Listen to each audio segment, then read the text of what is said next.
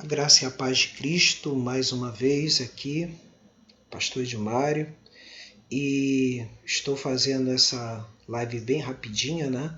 Porque esse é o mês da Reforma Protestante. Então estarei todos os dias, né? Fazendo essa livezinha aqui, né? E essa é a segunda parte, né?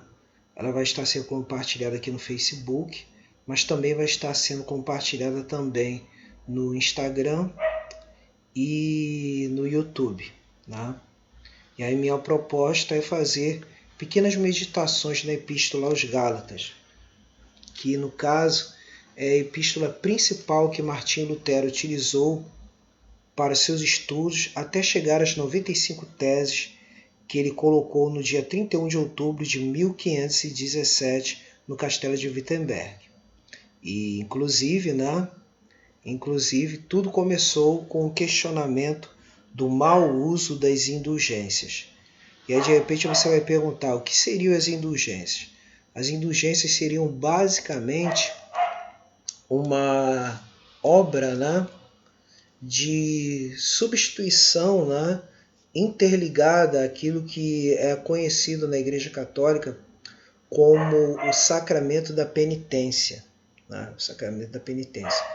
E o sacramento da penitência ele consta de 4 partes. O sacramento da penitência ele consta de 4 partes. A primeira parte seria a parte da contrição, ou seja, o sentimento de arrependimento. A segunda parte dele é a confissão do pecado. Então você tem a primeira parte, que é a contrição, o sentimento. A segunda, no caso, a confissão. A terceira, a absolvição. E aí essa parte da absolvição ela é dada pelo sacerdote na Igreja Católica. E a quarta parte seria a restituição, que aí no caso ela tem 2 formas de ser executada. No caso seria as orações penitenciais, as práticas de boas obras, e isso eu estou falando na época da Reforma, tá? E no outro caso a indulgência. Na época a indulgência podia ser feita de 2 formas, ou através de orações, jejuns, né? Ou por obras de caridade, né? Mas também existia uma outra forma, que seria o pagamento de um título diretamente ao bispo ou ao próprio Papa. Então, devido a essa questão do pagamento, né, é que Lutero fez o seu protesto, de que, de fato, a verdadeira indulgência ela teria que vir de um coração contrito, arrependido, e não uma questão de finança ou dinheiro, né? Claro que eu não vou entrar aqui nesses detalhes ponto a ponto hoje, né? Mas estou voltando a falar da Epístola aos Gálatas. Então, dessa Epístola aos Gálatas, eu comecei assim com o capítulo 1, né? Versículos 1 até o versículo de número 5. Hoje estarei lendo aqui os versículos 6 ao 9. Vamos lá, Gálatas 1, versículos 6 ao 9. Admira-me que estejais passando tão depressa daquele que vos chamou na graça de Cristo para outro evangelho, o qual não é outro senão que há alguns que vos perturbam e querem perverter o evangelho de Cristo. Mas ainda que nós, ou mesmo um anjo vindo do céu, vos pregue evangelho que vá além do que vos temos pregado, seja anátema. Assim como já dissemos, e agora repito, se alguém vos prega evangelho que vá além daquele que recebestes, seja anátema.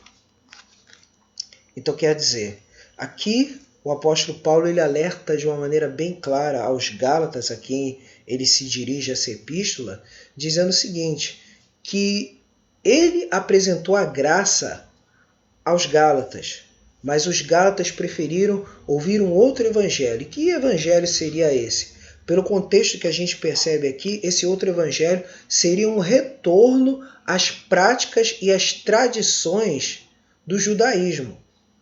Ou seja, as práticas ligadas à circuncisão, as práticas ligadas às festas judaicas e todo o processo dos chamados rituais de purificação que eram muito comuns tanto no ambiente dos saduceus ligados aos sacerdotes, como principalmente aos dos fariseus. Então quer dizer, Paulo ele apresenta o Evangelho na sua simplicidade, na simplicidade que ele aprendeu junto a Cristo diretamente e também na experiência dele junto com os apóstolos. Então quer dizer, aqui ele deixa de maneira bem clara, mas nessa epístola ele vai dizer de maneira bem clara que de tudo que ele recebeu diretamente de Cristo Jesus.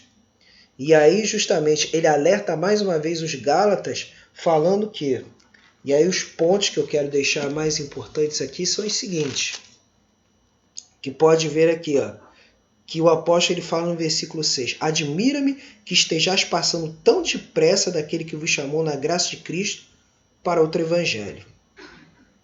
Então quer dizer, então se percebe aqui um outro evangelho, uma outra mensagem totalmente diferente daquilo que ele havia apresentado. Então quer dizer, Paulo está apelando para a simplicidade do evangelho e não de coisas complexas ou invencionices da religiosidade humana, mas aquilo que exclusivamente foi revelado por Cristo aos seus servos. Então aqui, o que isso tem a ver com a reforma? Isso tem a ver com uma coisa muito importante. Primeiro, a seguinte, como eu já falei antes, solos Cristos, ou seja, Cristo como único e suficiente Senhor e mediador de todas as bênçãos e de toda a salvação. Segunda, sola Escritura, ou seja, somente aquilo que a Escritura, que a Bíblia Sagrada nos autoriza a crer. E outra, sola gratia, ou seja, somente a graça de Cristo nos leva à salvação. Então quer dizer, são esses os pontos importantes. Não são revelações, não são profecias que venham de encontro, ou seja, que venham contrariar aquilo que o próprio Cristo revelou. E ainda mais dizendo, aquilo que o próprio Cristo revelou em sua palavra. Então quer dizer, não são tradições humanas, não são tradições eclesiásticas, mas são, acima de tudo, aquilo que Cristo revelou de maneira simples no seu Evangelho. Para os nossos dias de hoje, isso significa o seguinte, tudo se centra na Bíblia Sagrada, e não em ritualismos, e não em coisas que foram inventadas pelos seres humanos ou inventadas por autoridades eclesiásticas, mas aquilo que foi colocado pelas Escrituras Sagradas. E aí de repente você pode pensar, então você é contra todas as autoridades eclesiásticas? Claro que não, não sou contra elas. E nem a Escritura e nem a Reforma é contra. Mas ela é contra tudo aquilo que vai além das Escrituras Sagradas. Por isso que o apóstolo Paulo vai chegar e vai dizer, ó, mas ainda que nós ou mesmos um anjo vindo do céu vos pregue evangelho que vá além do que vos tenha apresentado, ou seja, pregado, seja anátema, ou seja, seja maldito. Assim como já dissemos e agora repito, se alguém vos prega evangelho que vá além daquele que recebestes, seja anátema.